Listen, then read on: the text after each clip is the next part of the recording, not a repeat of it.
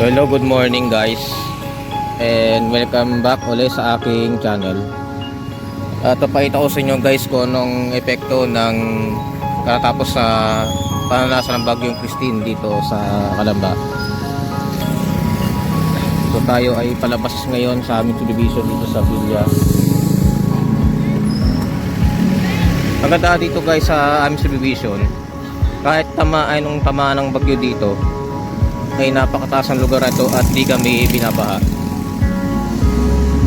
Kadalasan lang ang nangyayari sa amin dito sa aming subdivision dito, magtutubahan lang kami mga poste na mga puno, pero so far sa baha wala kang problema dito.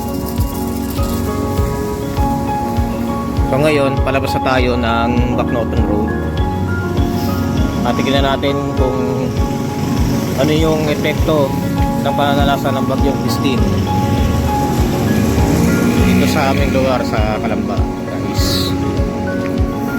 Ay grabe oh, ang dami nagtumba mga puno oh.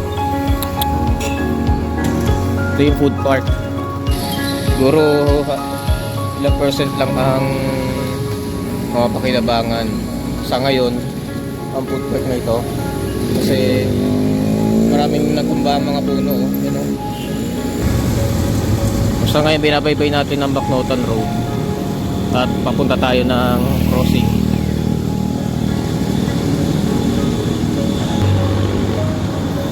Nakakawa kalagayan natin ating mga kababayan guys na sinalanta ng bagyong ito.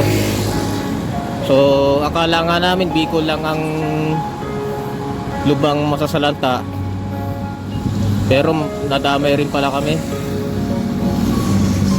Grabe, ang daming mga nasirang mga pananim oh. Grabe talaga ang bagyong Christine, pabigla-bigla. Ano? Oh, may mga saging pa oh. Sayang yan. Oh.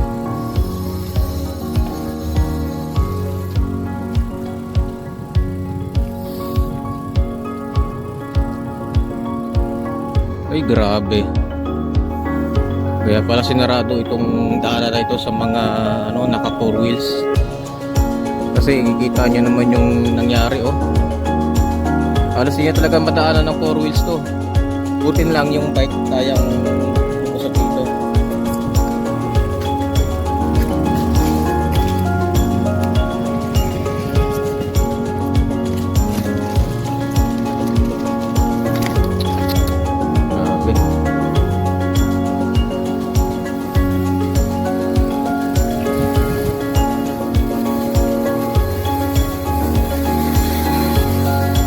Dito tayo ngayon sa crossing Calamba guys.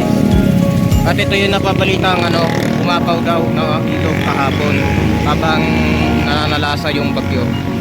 Sa ngayon humupa na siya, pero kawawa yung mga nakatira dito kahapon. Yan kahapon guys, sobrang ngapawnan. Dito sa halos malapit na sa dito sa may tulay yung pagkapaw ng tubig na ito eh. Talagang pagka umapaw tong tubig na to kapag merong dumarating na malakas sa bagyo, kawawa yung mga nakatira dito sa gilid. Yan, sila yung kawawa eh. Ito guys yung mga nangyari sa mga bahay nila oh. Halos yung iba ay wasak na oh. Iba hindi na mapakinabangan, basa na yung mga gamit. Kailangan natin ng tulong guys sa mga nasalanta dito sa may ilog dito sa crossing.